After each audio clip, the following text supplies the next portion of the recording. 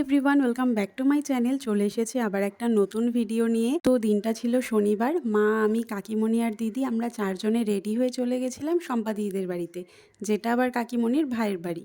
আর ওই দিন ছিল ওদের বাড়িতে বিপত্তারিণী পূজা। তো আমরা চারজন উপোস করেই গেছিলাম, সেই জন্য একটু তাড়াতাড়ি যেতে হয়েছে। আর এখনোই 1টার মতো বাজে, তবে পুজো এখনো শুরু হয়নি। পুজোর সমস্ত জোগাড়যন্ত্রী চলছে। আর ঠাকুরের মণ্ডপটাও এখানে খুব সুন্দর করে সাজানো হয়েছিল, তো দেখতে বেশ ভালো লাগছে। আর এখন ওই 2টার মতো বাজে, তো পুজো এদিকে শুরু হয়ে গেছে।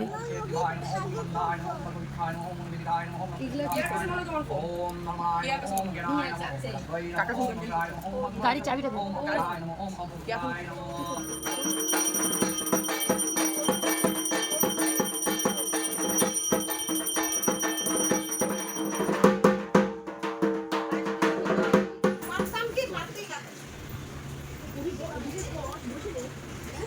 আর বাজে এখন 5টা। পুজো এক্ষুনি শেষ হলো। তারপরে এদিকে সবাইকে তেল পান সিঁদুর দিচ্ছে। আর এই পূজার পান খাওয়ার তো আবার নিয়ম আছে যে কিছুই ফেলা যাবে না, সবটাই খেয়ে নিতে হবে। সেই জন্য আমিও পুরো পানটাই খেয়েছিলাম। এমনিতে পান আমি খাই না। যাই হোক, তারপরে এই যে বান্টিও চলে এসেছিল কাকুর সাথে, আর আমরা বসে পড়লাম প্রসাদ খেতে। তো খাওয়া দাওয়া করার পর সম্পাদি আবার প্রসাদ প্যাক করে দিচ্ছিল বাবা, প্রীতম আর বনিদির জন্য, কারণ ওরা তো আসেনি।